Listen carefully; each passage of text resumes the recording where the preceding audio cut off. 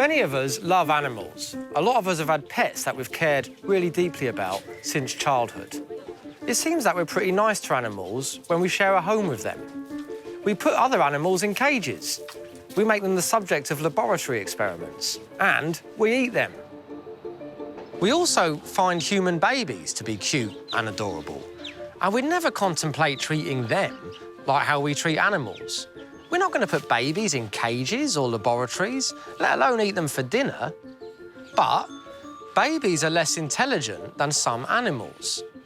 So why do we treat this cute, adorable animal differently from how we treat a child? And in general, why treat animals differently from humans? Are humans the only sentient creatures with perceptions and feelings? One philosophy associated with being kind to animals and treating them differently is Buddhism. At its heart is a set of precepts that the Buddha gave to his followers as an ethical guide. I went to speak with Bronwyn Finnegan, who told me more about this. Bronwyn, great to see you. Great to see Thanks you for too. coming. Welcome to my office. Oh, it's gorgeous. Yeah, have a seat. The first 5 precepts are accepted by all Buddhists, by lay practitioners and monks. And the first one is this precept of non-violence or ahimsa. And it's usually spelt out as the prescription, don't kill or harm sentient beings. And for Buddhists, animals are sentient beings. They have a range of conscious experience across the spectrum.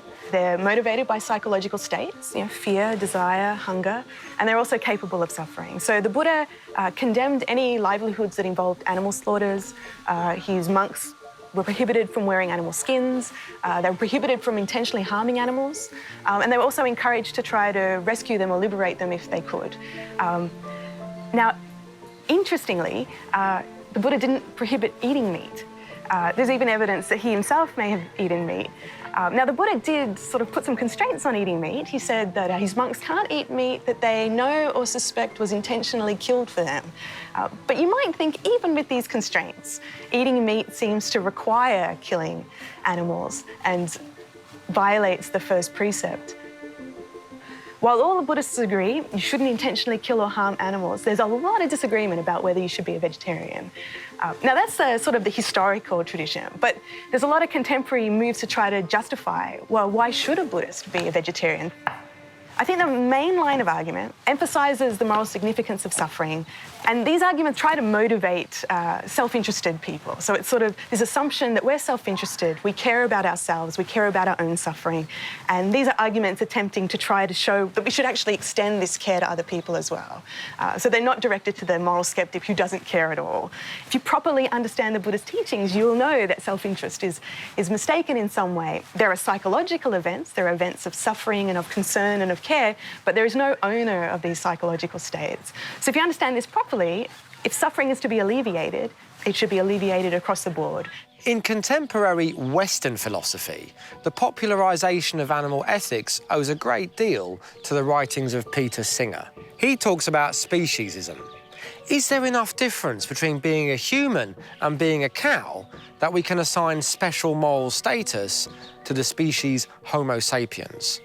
I guess the key element is to challenge the idea that membership of the species Homo sapien somehow confers a special moral status on you. That still seems to me to be driving a lot of our ethics towards animals. If you're a member of the species Homo sapien, you have all sorts of rights and moral status, which means it's wrong to do a lot of things to you. You have basic rights, you shouldn't be used as a means to the ends of others, and so on. If you're not a member of that species, none of that applies in the common view. And you have to say, well, why should species membership make such a difference? Now, many people will then say, oh, but we're much more rational and self-aware and can use language and they can't. But of course, that's not true of all of us. It wasn't true of any of us when we were a month old, but we don't think that it's okay to treat babies as we treat animals. So you have to question the appeal to that boundary and the idea that being a member of the species Homo sapien gives you this higher moral status. And I started referring to that as speciesism. I think that's the key principle, because once you reject speciesism, then you have to say, well, how much weight should we give to the interests of animals? And I think the answer is pretty obvious. We should give them the same weight as we give to similar interests of members of our own species.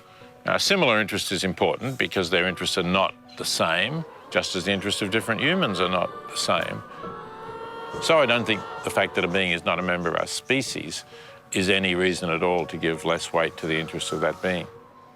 If we agree with Peter Singer about animals having interests that we need to respect, then how much do we need to change our current treatment of animals? There are many things that we do to animals that I believe to be wrong.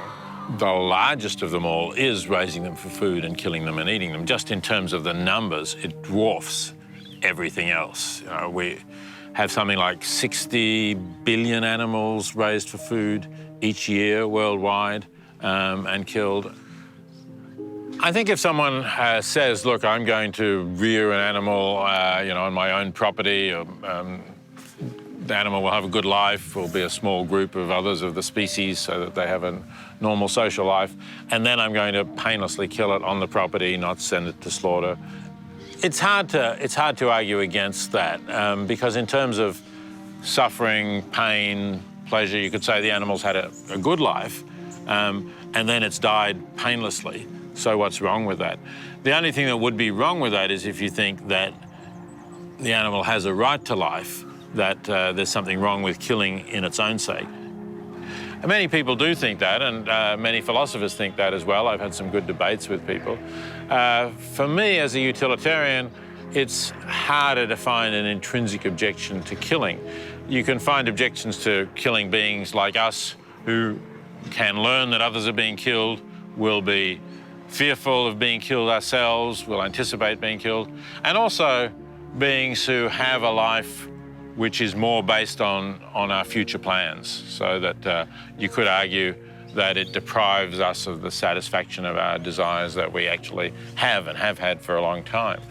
But if you have a species of animal where it's reasonable to assume they don't have that kind of future orientation to the same extent, they don't think about their future in a decent way, they don't even have the concepts that we do about next year, what we'll do next year or some future time, then it's harder to argue that it's a wrong to them to end their life, especially if that's a necessary condition for other animals to live and also to have good lives.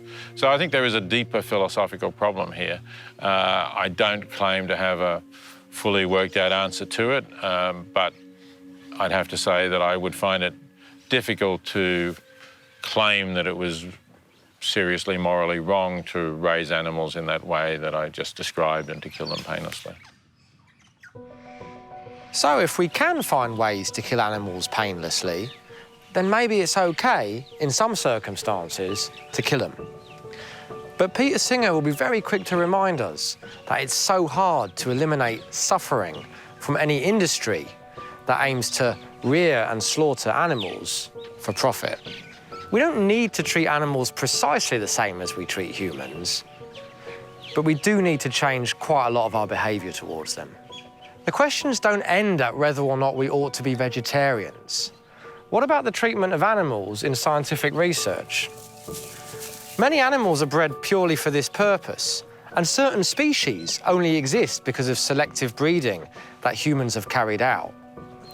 As science advances further and further, the possibilities become quite dramatic.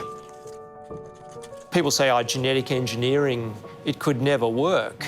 But in fact, every day we see the results of genetic engineering, the breeding of dogs, 300 different breeds of dogs. Some are vicious, some are placid, some are smart, some are stupid. That's all genetic.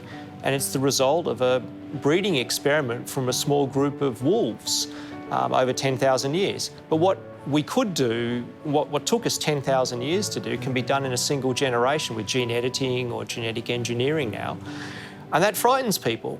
Science is creating new life forms that haven't existed and couldn't naturally exist. So, for example, what scientists are doing are creating pig-human chimeras or hybrids by taking a pig embryo and putting human embryonic stem cells into that embryo. So what grows up is part pig, part human. Now, why are they doing that?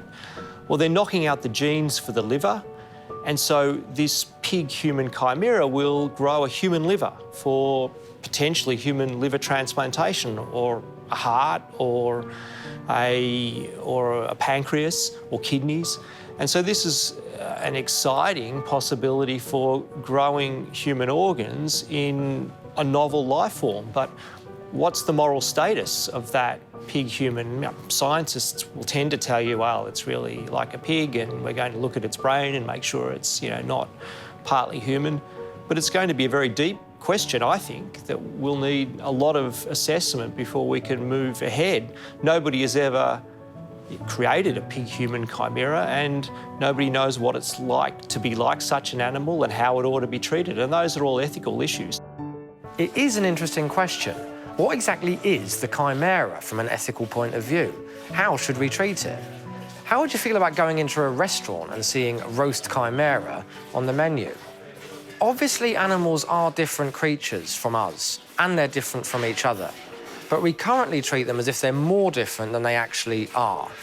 Animals share some of our same basic interests, particularly the interest in not suffering. So maybe we can justify killing an animal because it can't plan ahead and doesn't have an interest in continuing to live. Still, it's very hard to resist the conclusion that much of our current treatment of animals is still wrong because it creates suffering. What do you think? Next time, why should we care about the environment?